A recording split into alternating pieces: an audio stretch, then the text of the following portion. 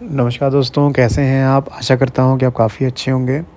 हमारे इस vacancy hub channel में आपका हार्दिक स्वागत है। तो यहाँ पर जुलाई के मंथ से यहाँ पर ग्रामीण डाक सेवक के लिए कुछ बड़ी चीज़ें होने वाली हैं। इस वीडियो में एक लाइव सेशन हुआ था और वो आपको सुनवाऊँगा, दिखवाऊँगा।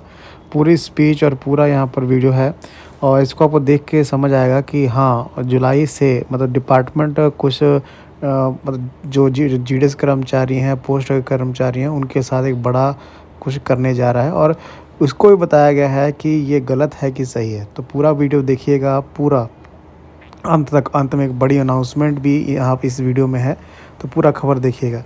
अगर चैनल पे आप नए हैं, चैनल को आप ज़रूर सब्सक्राइब करें, साथ में आप घंटे का निशान दबा दें ताकि आने वाली वीडियो की नोटिफिकेशन आपको मिल सके और उसका फ़ायदा सबसे पहले आप ले पाएँ। जो ये आए है लाइव वीडियो आई है, इसका जो सोर्स है आपको डिस्क्रिप्शन बॉक्स में मिल जाएगा। चलिए सुनते हैं हम इस वीडियो को लाइव, ठीक है? चलिए सुनिए। आप लोगों के बीच धीरे धीरे पूरे देश के अंदर एक ऐसी बीमारी जैसे कोरोना आया था, एक ऐसी बीमारी हिंदुस्तान के अंदर पनपी। बीपीएफ के बैनर तले बीएमएस का रिकॉग्नाइज संगठन काम कर रहा है। Bharatiya postal employees federation recognised affiliated by BMS, Bharatiya Mazdoor संगठन। ये लोग कह रहे हैं कि बस जो कुछ हम है हमारे साथ जुड़ो।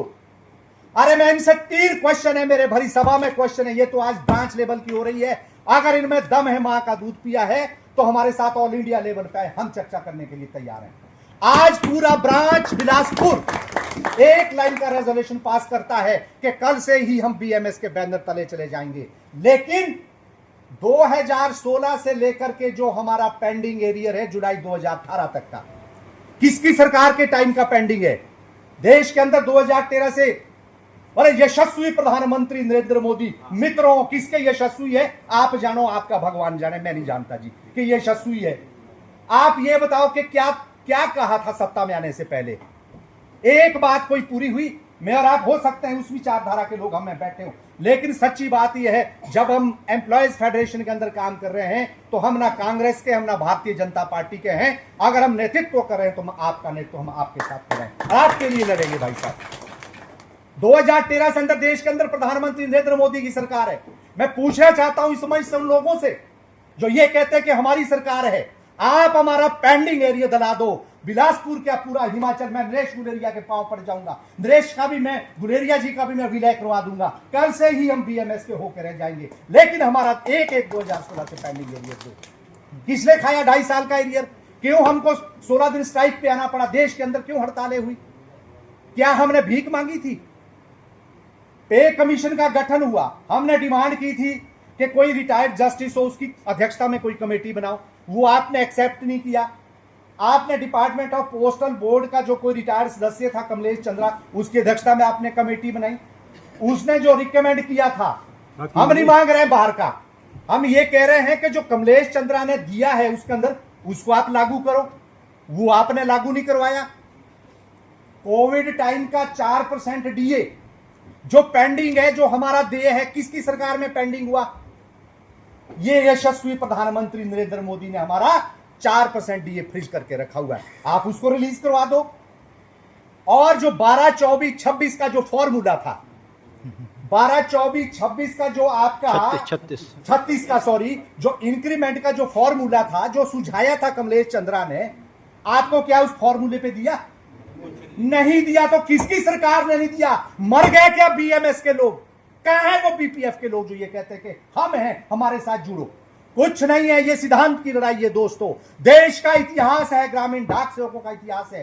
देश के अंदर जब जब भी संघर्ष किया है इन कामगारों ने, या तो वो वामपंथी विचारधारा के लोग थे जिन्होंने संघर्ष किया, या महादवैया के समय में भी संघर्ष हुए हैं, और हमको जो कुछ मिला ये अपने बलबूते पे मिला, अपने संघर्षों से मिला। तो हम काय को इनकी बड़ी प्रशंसा कर रहे हैं। ऐसे लोगों को जूते मार के निकालो जो छलावा करेंगे ग्रामीण डाक सेवकों से। ये भोले भाले लोगों को, मैं भी आया हूं, मैंने आज तक आपसे कभी, आप लोगों में से कोई खड़ा होकर के ये बता दो कि मैंने आपसे कोई प्रॉमिस किया हो, मैं आप लोगों के बीच 13 से लेकर कंटिन्यू आ रहा हूं। झूठी बात नहीं करता हूं साथियों, मैं अभी रहूं ना रहूं, आप मुझे जैसे मर्जी बोलो, झूठ की राजनीति मुझे नहीं आती है, क्योंकि हम फिर मिलेंगे।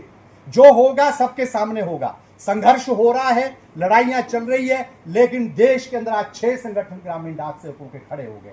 जब तक ये एक उंगली थी घुसती थी, आज ये अलग अलग 6 हो गई ना, ये मुक्का, अब ये मुक्का ना रह करके अलग अलग फिगर्स हो गए हैं। अब ये कहीं कोई भी उंगली फ्रैक्चर हो रही है, चल किसी की नहीं रही है वहां पे। आज इतना प्रेशर, ऊपर से इतनी डिक्टेटरशिप है देश के प्रधानमंत्री की, इस भारतीय जनता पार्टी की सरकार जो सत्ता में बैठी हुई है, इसका इतना बड़ा प्रेशर बिल्टअप कर दिया है कि तोड़ो कहते संगठनों को। जो देश के अंदर बहुत बड़े संगठन हैं, जो संयुक्त हैं, इकट्ठे हैं, उनको तोड़ो ताकि वो धरना प्रदर्शन ना कर सके, हल्ला ना बोल सके सरकार के खिलाफ। अगर ये इकट्ठे रहेंगे, हल्ला करेंगे, तो कहीं ना कहीं सरकार की किरकिरी होती रहेगी। इसलिए इन संगठनों को तोड़ो। इसी का ही परिणाम था कि देश के अंदर जो national federation of postal employees के बैनर तले P3 का संगठन काम करता था, उस संगठन को देश के अंदर जो है वो डी रिकॉग्नाइज कर दिया। आज आप देख रहे हैं हिमाचल प्रदेश के अंदर भी P3 नाम की कोई संगठन, यूनियन ही नहीं रह गई। ये जो BPF की बात कर रहे हैं, भारतीय पोस्टल एम्प्लॉयज फेडरेशन की बात कर रहे हैं, इनको केवल और केवल अपनी सबसे पहले सदस्यता बना करके मान्यता प्राप्त की फंसी हुई है कि हमारे को मान्यता तो मिले, लेकिन मान्यता प्राप्त करने के लिए इनके पास संख्या बल नहीं है। आप जैसे बुद्धिजीवी लोग इनके साथ जाने वाले नहीं है, जो इनकी शक्ल सूरत को पहचान चुके हैं। आप जाएंगे नहीं, तो अब ये कहां से करते हैं? ये झूठ मूठ बोल करके जाते हैं कि जी 2-2 इधर फार्म पे साइन करो आप, ये सोन की यूनियन के हम भी। अब दूर दराज के लोग बोलते हैं सच्चा है सोन की यूनियन के, लो जी धड़ाधड़ फॉर्म साइन करके, झूठे मूठे। फिर फोन करवाएंगे दिल्ली से डायरेक्टोरेट से फोन करवा देंगे, कभी सर्कल में करवा देंगे, कभी कहीं करवा देंगे, केवल और केवल मान्यता प्राप्त के लिए ये लोग लड़ रहे हैं। आप लोग जिस संगठन के नीचे हैं, ये ही एक यूनियन देश के अंदर है जो रिकॉग्नाइज यूनियन है, वो है ऑल इंडिया ग्रामीण डाक सेवक यूनियन, जिसके आप सदस्य हैं। केवल एक मान्यता प्राप्त संगठन है। आप लोग लड़ाई लड़ेंगे, आपका बाल बांका नहीं हो सकता, आपकी प्रॉपर मीटिंग होगी, है ना जी, आपका यूनियन सब्सक्रिप्शन मिलेगा। इन लोगों के बहकावे में ना आकर के, असली राह से ना भटकें। ये लोग अगर आपके पास आते हैं तो इनसे ये क्वेश्चन जरूर करें कि हमारा 1/1/2016 से जुलाई 2018 तक का जो पेंडिंग एरियर है, जब देश के अंदर डिपार्टमेंट ऑफ पोस्ट के लिए जब 7th पे कमीशन आया 1/1/2016 से लागू हुआ, तो ग्रामीण डाक सेवकों को क्यों जुलाई 18 से हुआ? यही आप समझ जाओ। हमारा 2.5 साल का एरियर खा गए। देश के अंदर जब डीए रिलीज हो रहा था तो 4% डीए जो फ्रीज कर रखा है, इसको आप रिलीज करवा दो। नंबर 3, 8 घंटे की ड्यूटी करवाने के लिए इनका दम नहीं है। ये वो तिल नहीं है जिसमें तेल है कि ये आपकी 8 घंटे की ड्यूटी करवा सके, इनमें वो दम नहीं है।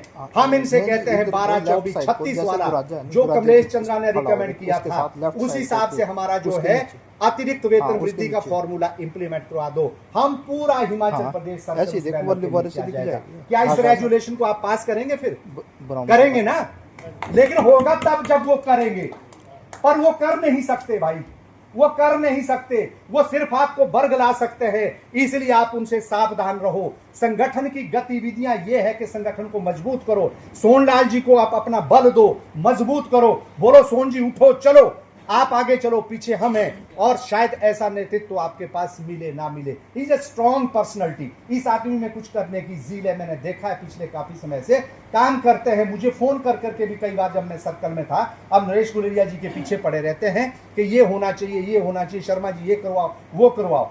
और आपके लिए मैं एक बहुत अच्छी बात जो बताने जा रहा हूं, एक दिन में ही हमारी मीटिंग थी, हम भी मीटिंग में थे, नरेश गुलेरिया जी भी मीटिंग में थे, सर्कल की मीटिंग हो रही थी। ये बंदिता कौल जो आजकल सेक्रेटरी पोस्ट है, ये तत्कालीन chief post master general Himachal Pradesh थी। आपको मैं बताऊं कि कमलेश चंद्रा जी ने अपनी रिपोर्ट में रिकमेंड किया था रिस्क एंड हार्डशिप अलाउंस मिलना चाहिए, और ये हिमाचल में देय नहीं है, ऐसा फॉर्मूला लगा दिया था एचपी सर्कल ने, और ये पेंडेंसी चल रही थी। हमने ठोक बजा के बोला कहां है तुम बीपीएफ के लोग, करवाओ इसको लागू, लेकिन इनमें दम नहीं था। मैं पर्सनली धन्यवाद भी किया, बल्कि कमल किशोर मेरे साथ थे, स्पेशल मैम को लेकर के गया, पार से मिठाइयां खिलाई मैम को। और बिशन सर ने मुझे 8 बजे रात को कॉल किया था, जो डीपीएस थे, कि वीरेंद्र जी कांग्रेचुलेशन, आपका कहते हैं रिस्क एंड हार्डशिप अलाउंस का हो गया है। तो हमने इस मुद्दे को स्ट्रांगली उठाया, गुलेरिया जी ने उठाया। हमने कहा मैम ये हाँ कि ये क्यों नहीं हो रहा है हिमाचल प्रदेश में, क्यों नहीं हो रहा है ये। फिर अंदर से रूलिंग की किताब मंगवाई, फिर उसमें हिमाचल प्रदेश पूरे जो हमारा सब कैडर था उसको अलग अलग तरीके से क्लासिफिकेशन किया गया था, ABCDE इस तरीके से किया था।